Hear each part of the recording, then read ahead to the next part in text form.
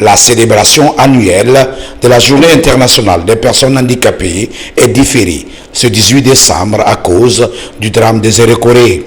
Pour mettre les pensionnaires de la cité de solidarité et autres personnes handicapées dans les conditions idéales du logement, le lancement de la reconstruction et de l'extension de la dite cité sont parmi les activités de cette journée de célébration. Nous pointons du doigt des conditions existentielles souvent délicates et rudes que vivent ces personnes. Mais nous magnifions aussi les efforts engagés par nos autorités qui s'évertuent à réduire l'ampleur des défis. À l'instar de la situation mondiale, les personnes handicapées de Guinée représentent une frange non négligeable de la population guinéenne. Cependant, malgré leur importance numérique, elles sont confrontées à des difficultés aiguës, réduisant ainsi leur participation au développement.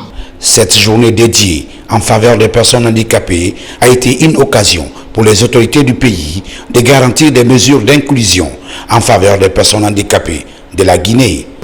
En référence aux orientations inclusives du chef de l'État et en plein accord avec Monsieur le Premier ministre, j'ai le privilège d'annoncer les 4 principales mesures d'inclusion ci-après.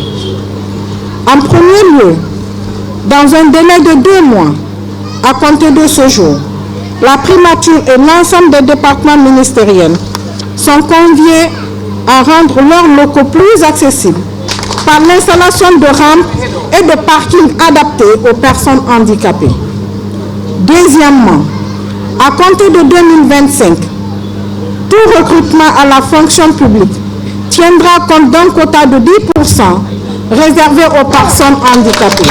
Troisièmement, dès le premier trimestre 2025, un recrutement à la fonction publique exclusif et spécial de 100 agents en situation de handicap sera organisé.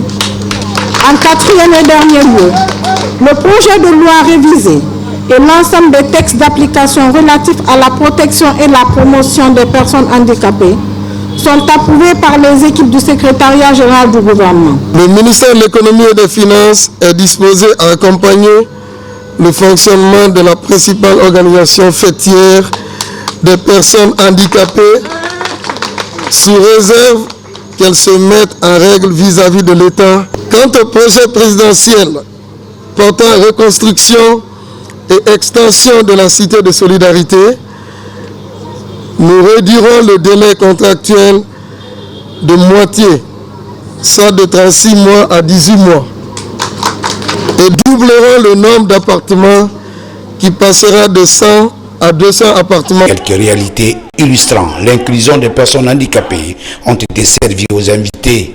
D'autres activités comme la remise des kits didactiques, des appareils orthopédiques et l'exposition des objets artisanaux du génie créateur des personnes à mobilité réduite sont entre autres moments forts de la célébration.